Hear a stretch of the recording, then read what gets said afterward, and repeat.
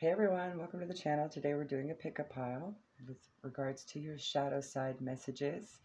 Also pulled a little extra advice from Isis as well, um, just to kind of tie it all together and get you moving and grooving. So go ahead, focus on the three piles ahead. Make your selects. I'll put the timestamps down below. I'll go ahead and hit the ball in the meantime.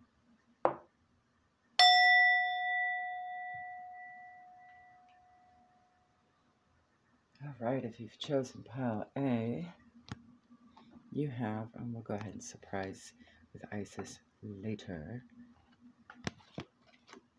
All right, your first card out from the Halloween Oracle is your ancestors, love and legacy of our DNA.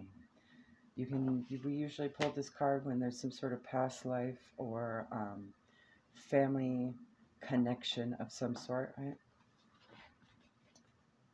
I walk in their footsteps, their wisdom inside me remains. I am unique, yet carry a legacy. Their blood runs in my veins. Whether or not we know our ancestors, we are the product of those who have lived before us, DNA-wise. Externally, we may have the body type of our father, our mother's eyes, our grandmother's nose, our great-grandfather's skin tone. On the inside, it gets more interesting. We know now that we can inherit the way our body works, blood types, genetic disorders, even propensities for aspects of brain function like introversion, musicality, and mathematics. Many pagan paths associated with Halloween believe that we are born perfectly imperfect to be exactly what we were meant to be. What does this mean? It means that the gifts our ancestors have left us and the unique synergy of the combination of the physical, mental, and metaphysical that is created within us sets us up perfectly to achieve our ultimate purpose. Should this card bring itself to your attention, know that you are ready and able to action your birthright of power. You have the support of those who came before you. There may be challenges or struggles, but you have everything you need to overcome them. You will prevail. From the next deck, you have High Priestess of Fire. Number 5 may be significant to you. This is a card of passion and motivation. It's a very wandsy, fiery energy. Kind of look at her like the Queen of Wands, right? Inspiration, creativity. So maybe there's something having to do with ancestral connection of sorts with regards to this. Whenever she arrives, she reminds you of your ability to create your own reality and to choose how you channel your energy.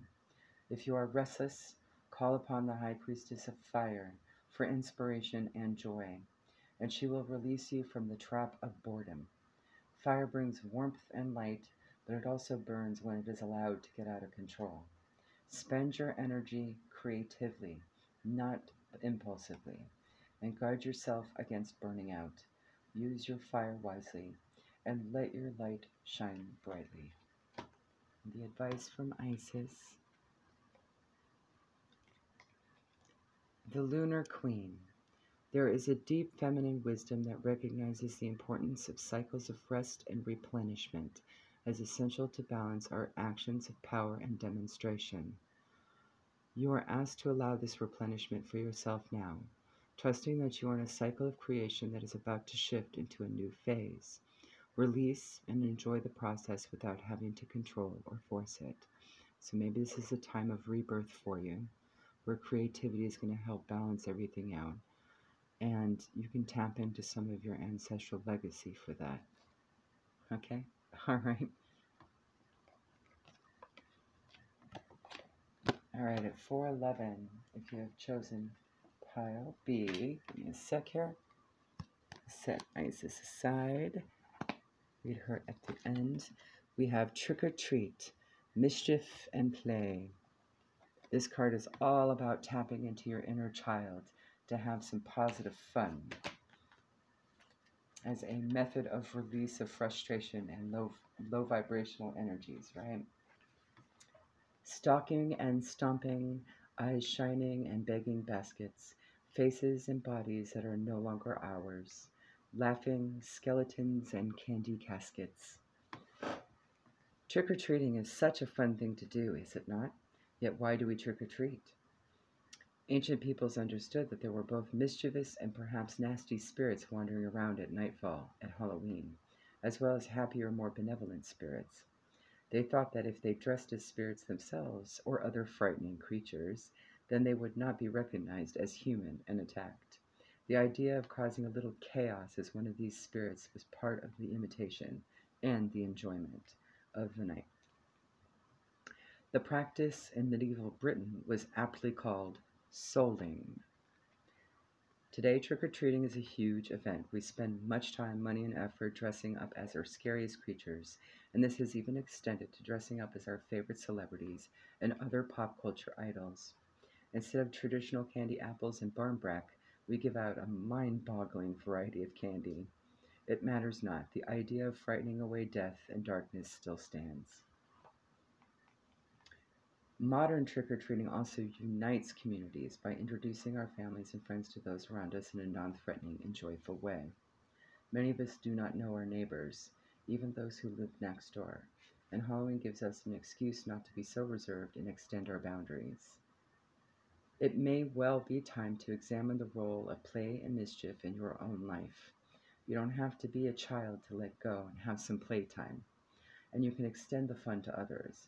Sometimes we are afraid to make mistakes, and play is one way to alleviate the pressure that we sometimes place on ourselves to get everything perfect every time. It is also worth knowing that there is a balance between manipulation and mischief.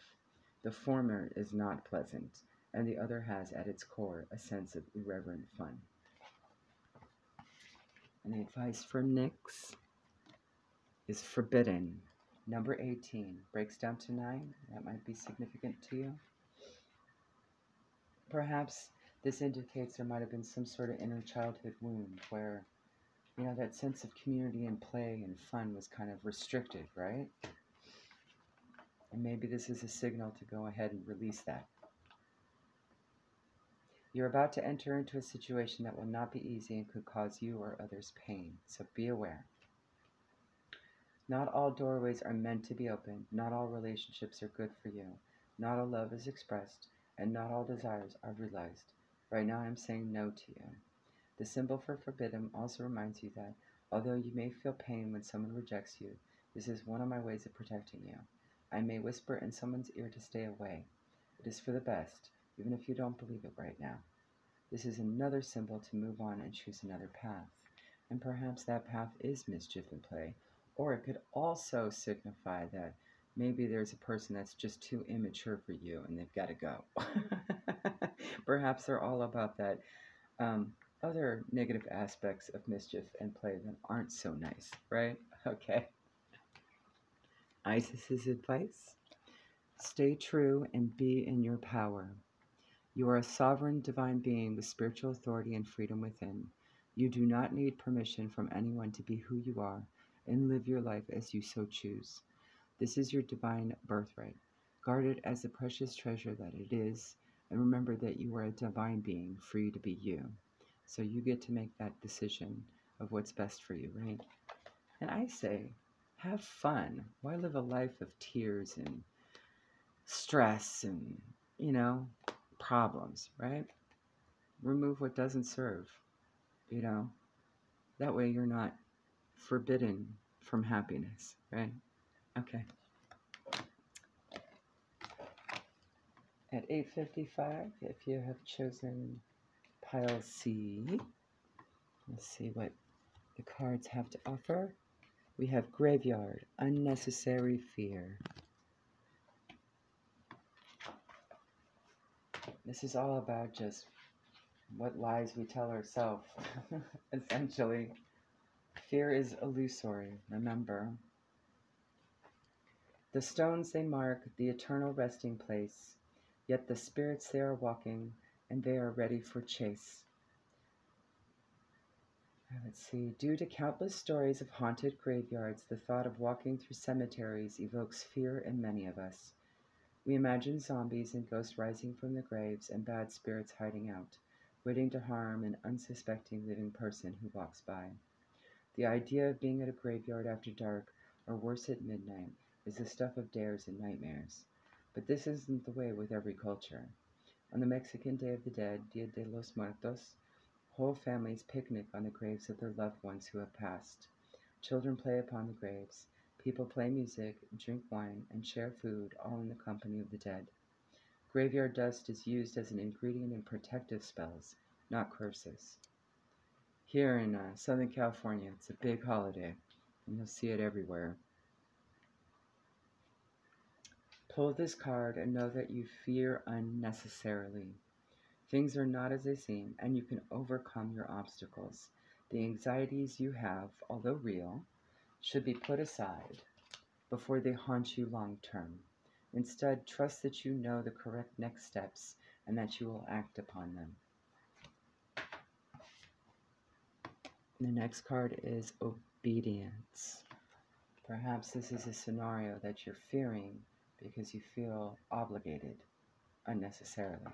48 breaks down to a 12, which breaks down to a 3. That may have significance. There are rules for everything. The sun rises and the moon sets, and they dance together in perfect steps. What rules are you considering when you ask or think of the issue at the hand, which may be something that's making and creating some fear, right? You'll be sorry if you grow to break a rule that is in place to protect you and others. Even though you may not like authority right now, this may be the time to obey what has already been set in motion. And this could very well be just getting over fears through the divine, right? Could be divine obedience. Or it could just be hinting at perhaps there's something restrictive around you that's necessary in place and you want to rebel against it.